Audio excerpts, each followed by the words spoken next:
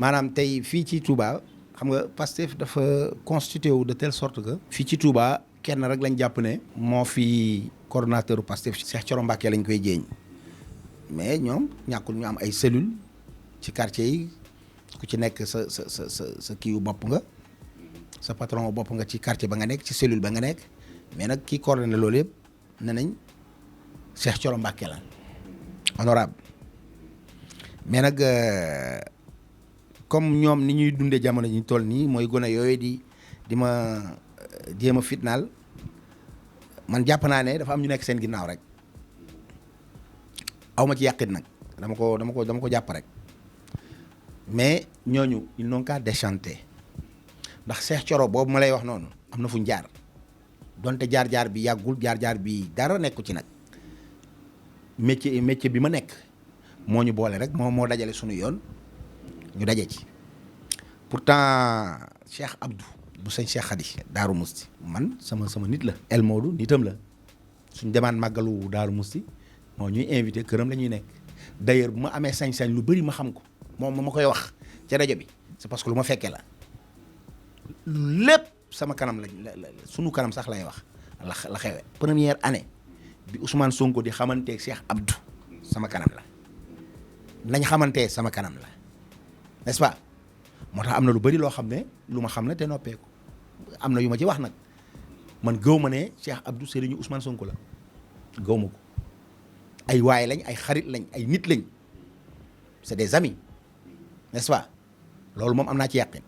kanta sëriñam la nag nañ ma won fu Ousmane Sonko di jébbaloo amut pour man n'est-ce pas parce que avant Ousmane Sonko Cheikh Abdou boobu ma lay wax nitu Ousmane Tanor Dieng la woon mais Ousmane Tanor Dieng l'homme d'état qu'il est mosul mbuboo par exemple Cheikh Abdou Kene moom sama sëriñ la te pourtant ci mbàkke yi bokk na ci ñim gënoon a jege ñim gënoon a xaritool waaye mos da mbuboo ne moom diw sama xarit la diw sama sëriñ la du moins astafurlah donc Cheikh Abdou boobu ñu naan moom mooy sëriñu Ousmane Sonko wax baaxut du ma ci dellusiwaat mais moom bi ñuy doog a tàmbali suñu émission bi nii comme li ngay wax noonu rek que ne ñun dañoo contre Ousmane Sonko woo nañu moom Cheikh Abdou lu leer laa lay wax nag révélation laa lay defal nii woo nañu man ak El Hadj Modou Gueye këram keroog sax fekkuñ ko këram keroog ci kër maam Thierno lañ ko fekk keroog borom daaru lañ ko fekk convoqué waale moom Cheikh Abdou ba léegi laa lay wax de convoqué waale Cheikh Thioro tey honorable mu ñëw toog ñu ñuy boole maanaam mu ne ñun nañ ko jàppale booba Cheikh Thioro nekkagul dara ci parti ci Pastef booba mu ngi doog a tàmbali mu ne ñun nañ ko jàppale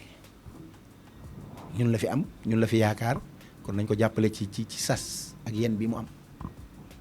pourtant moom doxalu ko su ko doxaloon certes mën naa bañ a demee nii mu demee tey mais du tee nag bu suñ def liggéey jotee ñu def suñu liggéey mais pour woon la ne la rek xamewuma ko nii ci mbedd am na fu ñu toog wax am na ku ñu boole am na ku ñu link waaye moom mottaliwul yéene sëñ ba ndax bu ko mottali woon nii muy doxalee nii ak sama digganteeg moom wala di ko doxalee nii sama diggante moom ak sama rajo bi ma jiite du doxalee moom noonu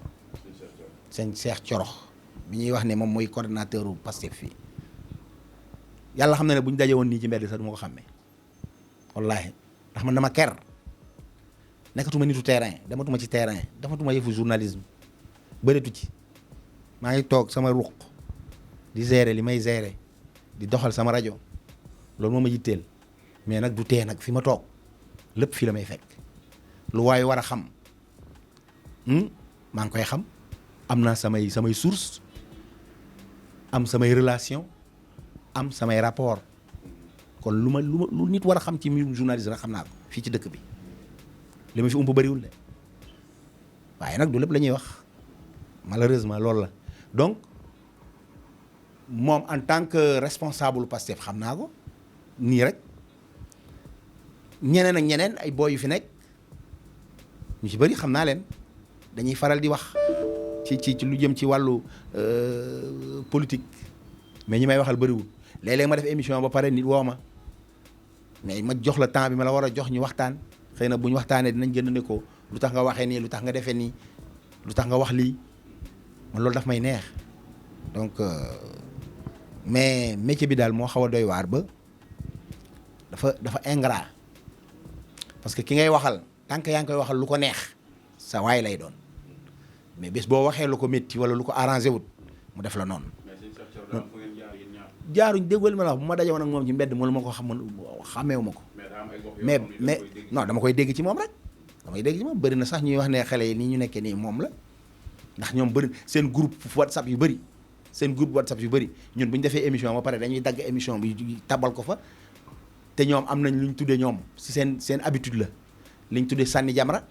maanaam nit ku nekk da ngay aye bés ñu sànni la jamra maanaam sànni jamra moom mooy dañ lay dugal si seen groupe yooyu di la fa saaga jël sa numéro dugal ko fa ñu lay woo di la saaga waa bitim réew di la woo di la saaga man aye naa fi sànni jamra yu dul jeex dañ doon def arjuma bu nekk bu ñu waree def sa suba ga samedi émission maag El Modou ñu aye sànni jamra woo nañu fi ba Suède woo nañu fi ba Espagne waa France dañuy woote waa Italie dañuy woote waa booy yi nekk fii dañuy woote te loolu lu ñu organiser la c'est coordonné et combiné du neen te am na ñu koy def du ma ne diw la nag pour bañ a tooñ mais comme moom mooy coordonnateur bi na nangu ne mooy coordonnateur bi politiquement socialement lépp da koy coordonné donc responsabilité civile bi mu ci am ne serait-ce que ça loolu am na ko ci ndax bu woowoon gone ne leen bàyyi leen ñii dañuy def seen liggéey gone yi mën nañ bañ a bàyyi mën nañ bàyyi wala mën nañ bañ a def li ñuy def mais nag dama koy xamal rek ne loola sëñ ba bëggoon yéene woon ko suñ diggante ak moom bu ko doxaloon kon mënoon nañ bañ a yegg si fii loolu benn kii bu ma lay defal rek glissement la bu ma koy def à ton égard mais aussi surtout à son égard moom.